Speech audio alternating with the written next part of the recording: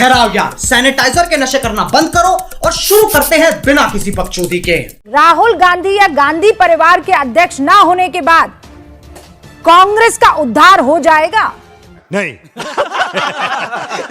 प्रभु मुझे बस इतना बता दीजिए ना, पार्टी का उद्धार हो जाएगा कि नहीं? संबोधित कर रही, उसका जवाब दे चुकी हूँ। कैसे बोला मैंने, आपको जवाब मिला कि नहीं मिला? नहीं, मुझे नहीं मिला। हाँ, अच्छा दोबारा देती हूँ, सुन लीजिए। हाँ। जैसे जैसे मैंने कहा, जैसे जैसे भारत जोड़ो यात्रा आगे बढ़ रही है, वैसे वैसे भारत जोड़ो यात्रा तो राहुल, बात तो सही है।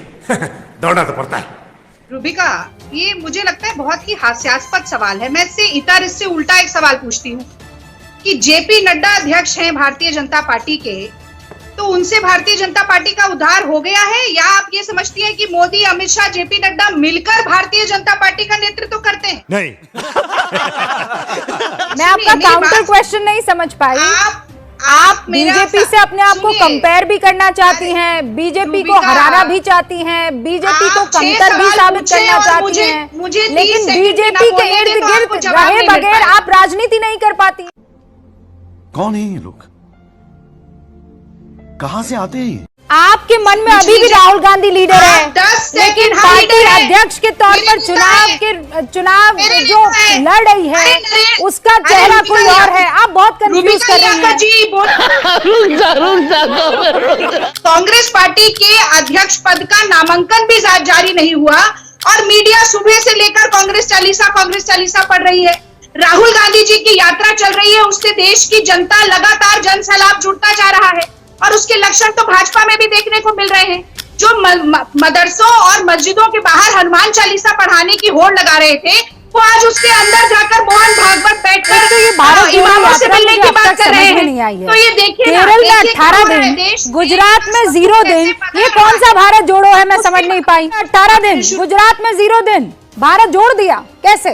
केरल में 18 दिन, मध्य प्रदेश में 20 दिन, गुजरात, महाराष्ट्र में 17 दिन, गुजरात, सुन लीजिए, कर्नाटक में 18 दिन, गुजरात, राजस्थान में 19 दिन, वो सारे प्रदेश गुजरात जहां पर सीधी लड़ाई भारतीय जनता पार्टी के साथ है, गुजरात कांग्रेस पार्टी यात्रा निकाल रही है। एक बार कन्याकुमारी से कश्मीर की यात्रा हो, हम गुजरात से बंगाल की खाड़ी की भी यात्रा कर लेंगे। आप क्या सोच है रे तेरी, मानना पड़ेगा। भी आपको सुना। 6 सवाल पूछे और 30 रागिनी जी, मेरा तो काम ही सवाल पूछना है। मैं 6 नहीं, मैं 7 सवाल पूछूंगी, 600 सवाल पूछूंगी, पर उसके इर्द गिर्द आप नहीं अपनी बात रखेंगी। तो निष्पक्षता क्या? अभी तो मैंने किसी और से सवाल पूछा ही नहीं है, अभी तो किसी और से जवाब लिया ही नहीं है। इसमें पक्ष निष्पक्ष कैसे आ गया? पिछले 5 मिनट से लगातार आप बोलिए, इसमें पक्ष निष्पक्ष कैसे आ गया? भाजपा की प्रवक्ता मत बनिए, बात सुनिए। देखिए फिर वापस भाजपा की प्रवक्ता। अरे भाई, सुनने का धैर्य रखिए। कैसी बातें कर रही हैं आप? ये बौखलाहट और कुछ नहीं है। रागिनी नायक, मैं आपसे सवाल पूछ रही हूँ, आप भाजपा कर रही हैं और आरोप आप मुझ पर लगा रही हैं। कैसे कैसे लोग रहते हैं यार यहाँ पर। चलो तुमको पागल कुत्ते का गाड़ी उठा के ले जाएगा, बता रहे हैं हम। सवाल ही नहीं पूछने देते हैं, आप गजब करते हैं। पकड़कर हमेशा पीछे भेज देते हैं। हिमाचल की जनता ने वो वीडियो देखा नहीं क्या? मोदी जी के साथ जेपी नड्डा न चल पाए, कोहनी पकड़ के धकेला जाता है। ये तो अध्यक्ष की हैसियत है भारतीय जनता पार्टी में। गजब बेइज्जती है।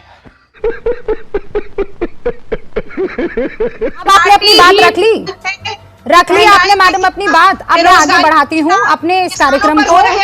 रुक जाइए, मैं फिर कह रही हूँ, राहुल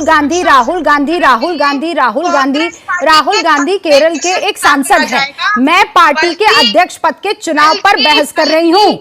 आप लोग राहुल गांधी का नाम लेते थकते नहीं है। नहीं। यानी ये जो चुनाव है ये सिर्फ ढकोसला और कुछ भी नहीं है। के शर्मा भी नहीं हुआ है, भरा भी नहीं गया और आपने शिकूफा बना दिया। फिर मैं आपको भाजपा की प्रवक्ता ना कहूं, आपको कैसे पता? जी, क्योंकि आपने अशोक गहलोत का जिक्र भी नहीं किया, आपने अभी तक किसी और अध्यक्ष का जिक्र तक नहीं किया। आपके तन मन और आपके बयानों में सिर्फ और सिर्फ एक ही नाम झलक रहा है और इसी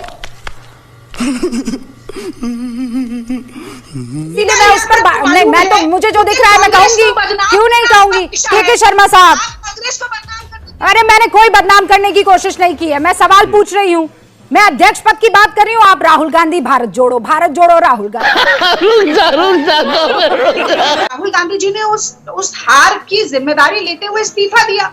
तो आप कह रहे हैं कि इस्तीफा, अगर इस्तीफा ना देते तो भी उसमें समस्या है। उन्होंने इस्तीफा दिया और कहा कि अध्यक्ष पद पर नहीं रहूंगा, लेकिन मैं पार्टी को जोड़ने का, देश को जोड़ने का काम करूंगा जो वो भारत जोड़ो यात्रा के माध्यम से कर रहे हैं। तो उसमें भी तकलीफ है। अगर हम करें तो करें क्या, बोले तो बोले क्या। अगर कांग्रेस पार्टी का लोकतांत्रिक तरीके से चुनाव होता है, मैं एक इलेक्टेड डेलीगेट हूं दिल्ली से, मैं भी वोट करूंगी अगर 2 व्यक्ति या 3 व्यक्ति या 4 व्यक्ति नामांकन भरते हैं। अगर चुनाव होता है तो आप कहेंगे कि ये रिमोट कंट्रोल से चलेगा नया अध्यक्ष। अगर चुनाव नहीं होता है तो आप कहेंगे कि ये परिवारवाद है। तो ये चित्त भी मेरी, पट भी मेरी तो हो नहीं सकता। बात तो सही है दौड़ना तो पड़ता है।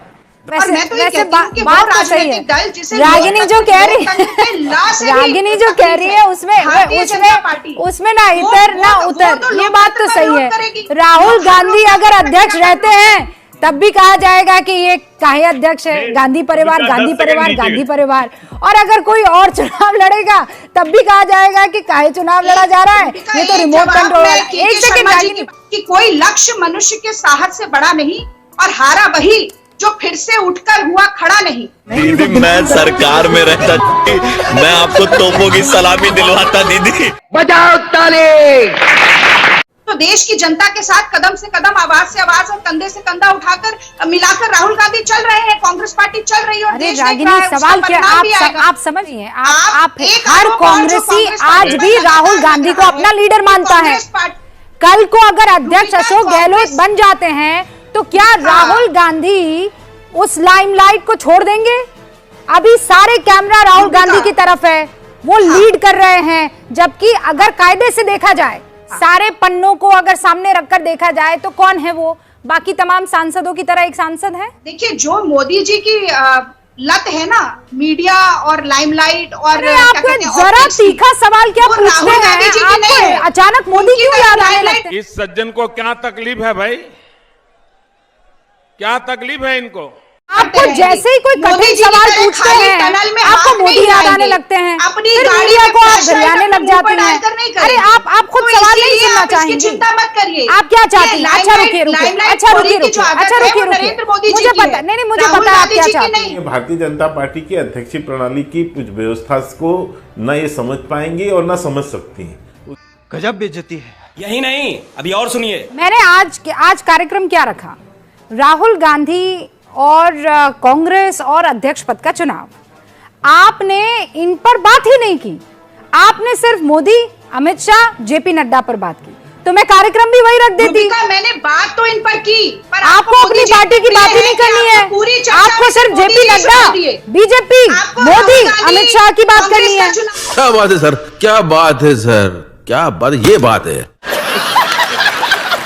मोदी जी इतने प्रिय हैं आपको कि केवल मोदी जी सुनाई देते हैं। अरे मुझे नहीं, मुझे लग रहा है आपके दिल में ज्यादा जगह मोदी जी की है।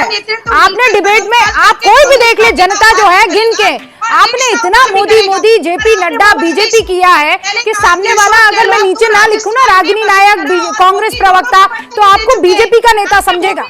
एकदम इन्होंने वक्त बदल दिया, जज्बात बदल दिए, जिंदगी बदल दी।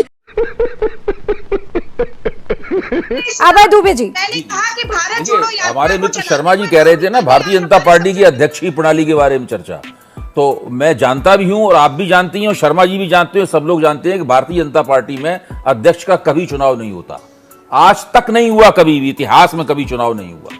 अध्यक्ष कहां से टपकता है, ये कैसी प्रणाली है, इसमें अध्यक्ष अचानक ऊपर से टपक पड़ता है। कभी गडकरी अध्यक्ष हो जाते हैं, कभी राजनाथ सिंह अध्यक्ष हो जाते हैं, कभी कोई हो जाता है, कभी कोई हो जाता है। अभय जी का ज्ञान शायद अधूरा है। इसकी माँ का भोला चेहरा।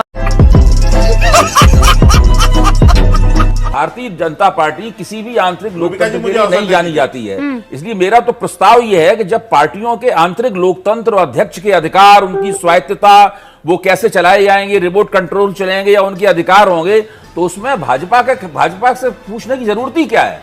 भाजपा के पास तो कोई दांव नहीं, भाजपा के पास तो एक नेता होता है, चाहे राष्ट्रीय स्वयंसेवक संघ में हो, चाहे भारतीय जनता पार्टी के अंदर हो। यहां भी नरेंद्र मोदी नेता है, बाकी किसी की कोई औकात नहीं है। ये सब क्या देखना पड़ रहा है, अच्छा है मैं अंधा हूं। खत्म,